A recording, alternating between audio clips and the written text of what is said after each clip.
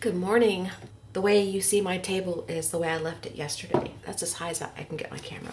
But I have a bunch of silks and Twinkling H20s sitting out here. I'm going to show you what I was playing with, how I was doing things, and I'm going to explain why I'm playing with these in just a second. But first, the little blueberry girls are still in play. They have not had much done to them. I have added one little area, and that's this area here. There was a big blob of black excess paint from a stamp or something where I patted it off. And so I just made it a banner, and the last you saw it, I think it was just a banner with nothing in it. So I put some color in it, put some words in it. It says, "You can do it." Put one of my stamps in it, colored it. And then that little hand, if you've been watching for any length of time, there was a little hand that I didn't know what to do with that's been all over my table.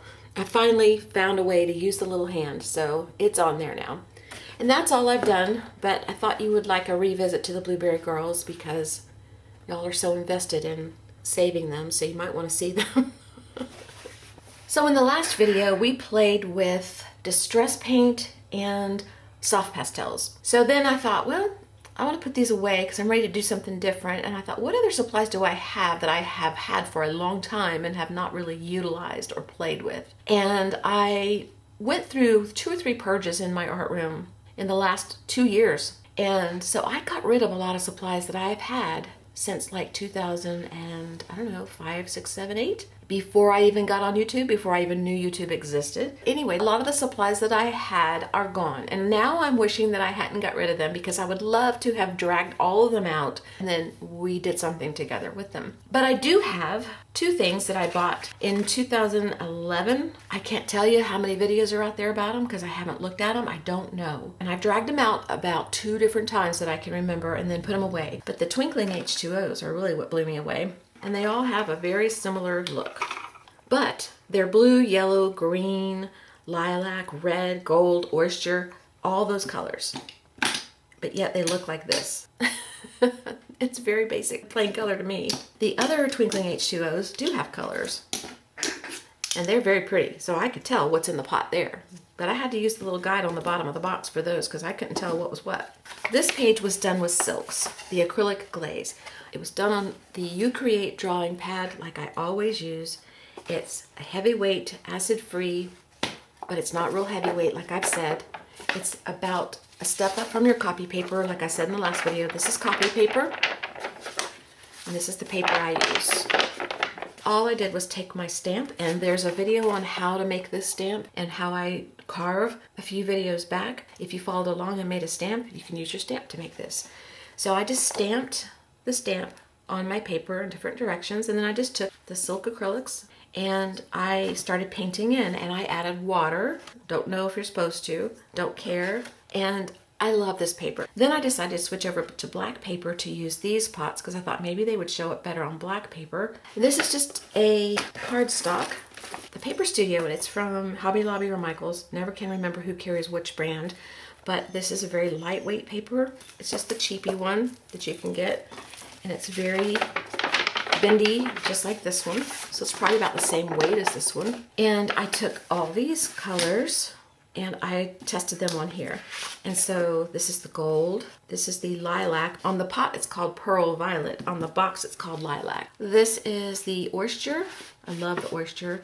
This is the blue. I just had a really good time, and the shimmer is so beautiful. And what's really cool with these is, and I didn't know this because like I said, I bought these, didn't know a thing about them, didn't watch any videos, nothing. So I had to figure this out on my own. But the Twinkling H20s have that name for a reason. They actually do twinkle. When you use them, they actually do twinkle, and it's very pretty. So we're gonna do that, and I'll give you a really close-up look. It was beautiful.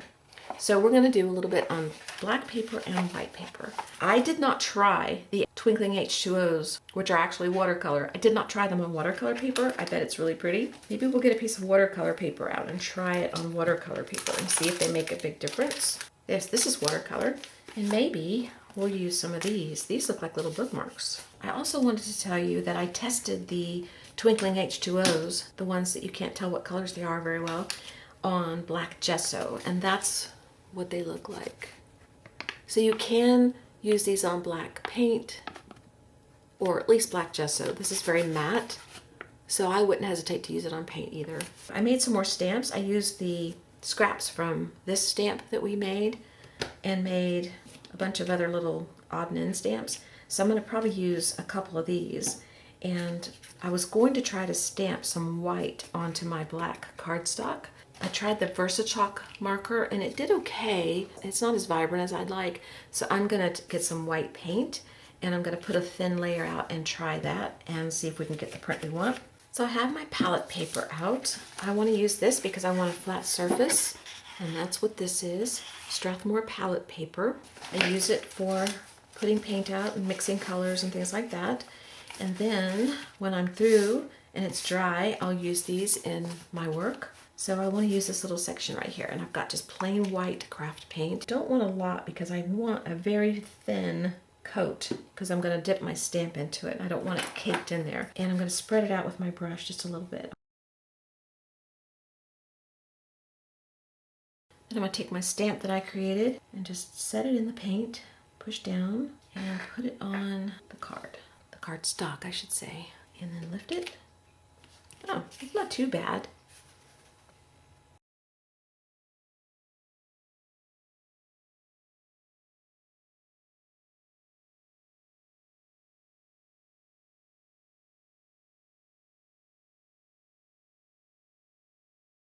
All right, we're going to set these aside to dry.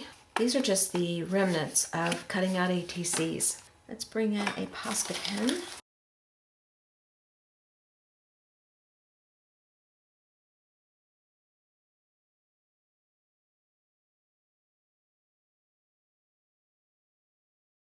Okay, we'll let that dry. We'll see what these do later. All right, so let's get a big sheet of paper. As I went through the stamps that I've made, these are all ones that I've carved. I pulled out the ones that had the most negative space, and I'm just going to stamp this entire page. I'm going to start with my big one and put several impressions on the paper and then work around them. So let's just get started. This is just StazOn black ink, and it's permanent when it dries, and that's why I want to use StazOn, because I want it to be permanent.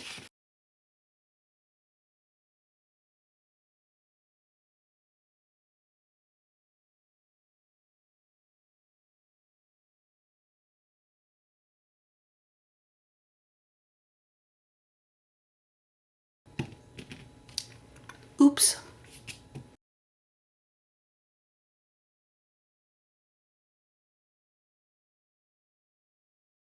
All right, I've used all the stamps I want to use on here. I was pressing down on one of the stamps and you saw that it stuck and it fell and hit the page and it made an impression. I don't care, I'm just gonna go with it. Okay, I've got some water in a jar and it's not clean, but I'm gonna use it anyway. Then some cheap brushes. They're just round brushes, nothing special, so just whatever you like to work with that will fit in the areas that you want to paint will work. Then I have my silks. First, I'm going to do the stamp colors because that's what I did on this one. I filled in all the stamps and I even combined some of the colors, just testing them out to see if they would work fine together, and they do. And then I went around and filled in the colors that I liked around the flowers. So that's what we're going to do. And the other thing I want to tell you is when you have something for 11 years, sometimes they get old. For example, this one is completely dried up. It's supposed to be like this, nice and moist and glazy. But it's not. But you know what? It still works because I use water. So I just took my brush, put it in the water, and I'm just going to start getting some color off of the dried up glaze. And if it's too light, I will drop a little water down in there and kind of mix it in and let it start activating.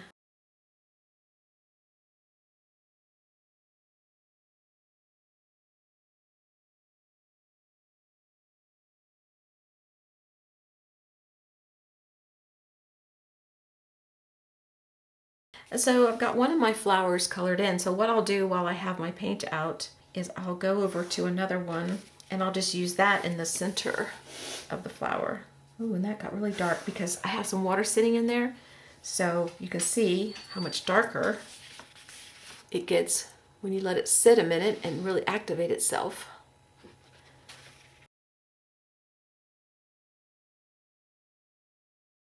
So I'm going to move to the next color. So this one, you can see I can stick my brush in and it's very wet and I can get it off on my brush. That's what these are supposed to be like. And this is in fact probably a little thicker than it should be, but that's okay. And then I'm just gonna go ahead and start painting another flower. And I still add water even to these that are not quite dried up or anything, because I still want to spread the color a little bit. And I don't want it as dark as they come out, although I love the color. Sometimes I'll take my brush and I'll put it in my water jar and I'll just put water in the petals in advance, like that. And then I'll come back and fill in.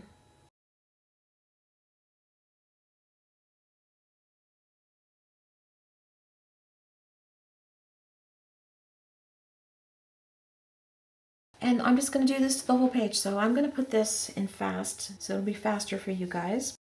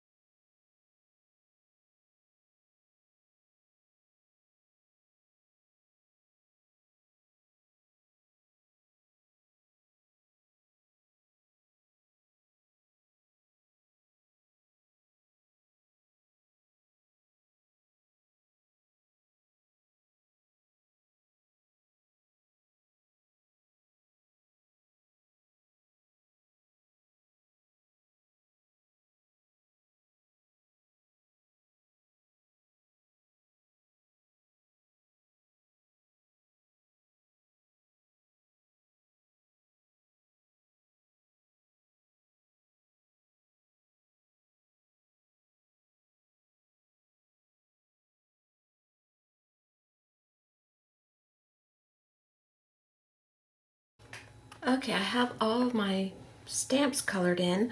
I'm gonna let this dry for a minute, then I'm gonna come in and do the background. I'm gonna go ahead and switch over to this black cardstock, and we're gonna use some of the Twinkling H2Os on these. I want you to see how the twinkle happens. It's so pretty. That does not look blue, does it? Here, I'll open it. Does that look blue to you? No? A way to get these activated that I'm not doing, that you could do, is you could take a spray bottle and spritz the tops and let them sit there for a minute. Get them nice and juicy and ready to go, but I like to use them as I go, so I'm kind of doing it this way with my brush. Just put a little bit of water in as I go. The green and the violet really show up the shimmer really good, so maybe let's find the green. Let's use the green. That's this one here. Gosh, this isn't big enough. You need something bigger. All right, hold on. I'm just gonna draw a funky flower. I didn't mean to do that. Oh well, it'll be fine. This is just for test purposes. I want you to see how the twinkling works. I want you to see it really close. I'm gonna get the green wet and just let it start doing its thing. Let's put the camera down real close. I'm just gonna put some water on my leaf. You don't have to do this, I just like to because I like the way it interacts with the Twinkling H2Os.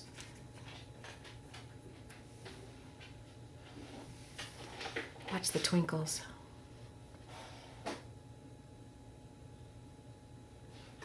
Is that just not beautiful?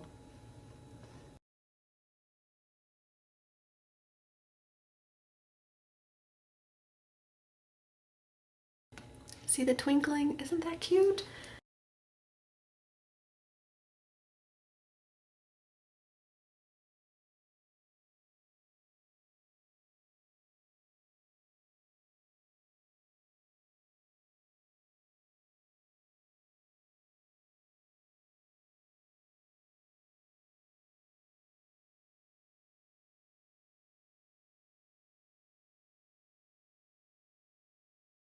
I think that's just so cute. I hope you can see it really well on the camera. Let's go back to this. I want to use the oyster on here because I think it's just so pretty. The oyster is this color.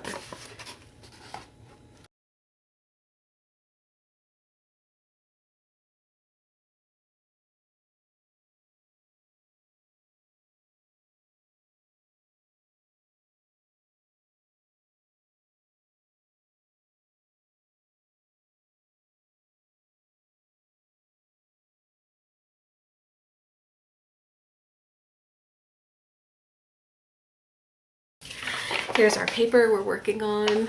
What I'm gonna do is decide on a color and I'm gonna paint in the background. I decided to use the Twinkling H2Os in the small pats that are the colored ones.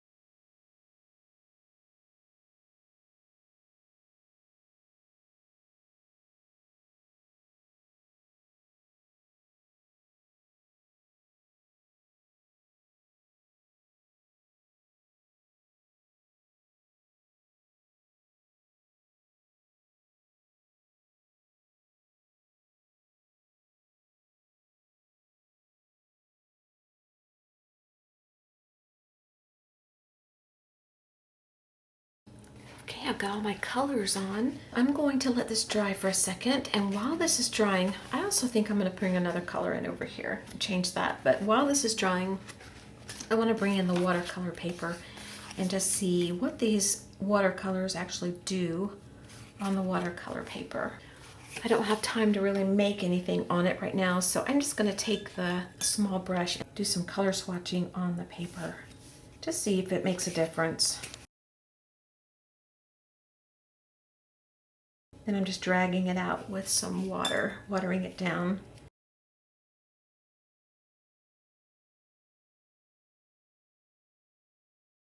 Oh, wow, I love these. I've had these for 11 years and I just now figured out I love them. It's kind of silly, really, if you think about it. Oh, well. It's not the stupidest thing I've ever done, I'll have to say. I've done worse. I'm just thankful it's not worse. All right, let's see. So this watercolor is really pretty on watercolor paper, so I like that. They're very vibrant. I'm gonna bring my white Posca pen in. Let's try the black.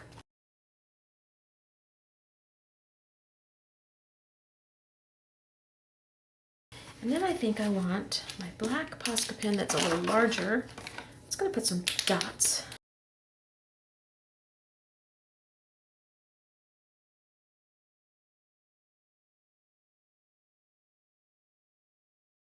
I'm gonna let this dry a little bit more, then we'll cut these up. So I've decided not to do ATC size. The size is too small to get enough interest for my taste on the ATC. So I'm gonna do something different with this paper. We are gonna cut it up. Probably gonna do a couple of bookmarks, maybe a tag, and maybe an envelope, maybe with a mat or something, I don't know. But we're not gonna do it today because I have to go. So we'll just make this a two-part video. So I'll see you in the next video. Thanks for being here, I appreciate it. Talk to you later, bye-bye.